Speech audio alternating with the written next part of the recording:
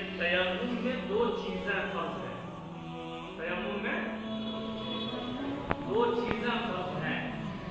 Number ایک نیت کرنا. نمبر ایک نیت کرنا کہ میں تیمم کر رہا ہوں. اب سوال یہ ہے کہ نیت کا تلفظ کریں گے یا دل میں ارادہ کر دیا ہو گیا. تو نیت جو یہ تلفظ کا محتاج نہیں ہوتا.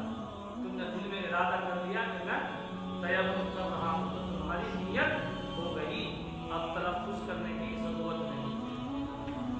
تو تیمم میں دو چیزیں فرض ہیں. نمبر ایک کیا نیت کرنا. نمبر دو ضربیں مٹی پر یا مٹی کے جنس پر مارنا. مٹی پر یا مٹی کے جنس پر مارنا. جن سے مراد کا پتھر ہو سکتا ہے, چونا ہو سکتا ہے وغیرہ. سمجھا کہ ایک ضربہ پہلے ماریں گے, ایسے ماریں گے زمین پر یا مٹی کے جنس پر, اس طرح سے جھاڑ دیں گے اور جھاڑ کر پہلے چہرے کا مسا کریں. ٹھیک ہے. پھر دوسرا ضربہ ماریں گے اور اسی طرح سے دائیں کا مسا کریں, پھر بائیں کا مسا کریں گے. یہ تیمم آپ کا ہو گیا. سمجھے. تو تیمم میں دو چیزیں فرض ہیں کہ نمبر ایک نیت کرنا, نمبر دو ضربے لگانا, مٹی پہ مارنا. ایک ضربہ ماریں گے اس سے کیا کریں گے, چہرہ پر مسح کر دیں گے. دوسرا ضربہ ماریں گے اور اس سے دونوں ہاتھوں کا مسح کر دیں گے. اس طریقے پر مسح کریں گے کہ بال بڑھانا لگا خوش لگا. یہ دو چیزیں تیمم میں فرض ہیں. لیکن تیمم کب کیا جائے گا؟ تیمم اس وقت کیا جائے گا کہ جب پانی موجود نہ ہو. اگر پانی موجود ہوگا تیمم کریں گے تو تیمم نہیں ہوگا. اس لیے اگر پانی موجود نہیں ہے تب تیمم کرنا جائز ہے. اسی طریقے پر اگر پانی تو ہے لیکن انسان اس کے استعمال پر قادر نہیں ہے.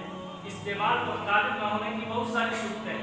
ایک صورت یہ ہے کہ آدمی بیمار ہے, اگر پانی کا استعمال کر دے گا تو اور بیمار پڑ جائے گا, تو ڈاکٹر نے منع کر دیا. اس کے لیے کیا ہے کہ تیمم کرنا جائز ہے.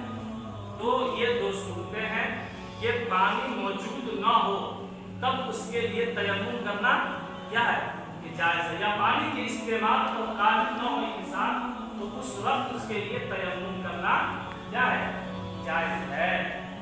تو تیمم میں دو چیزیں فرض ہے. نمبر ایک نیت کرنا اور نمبر دو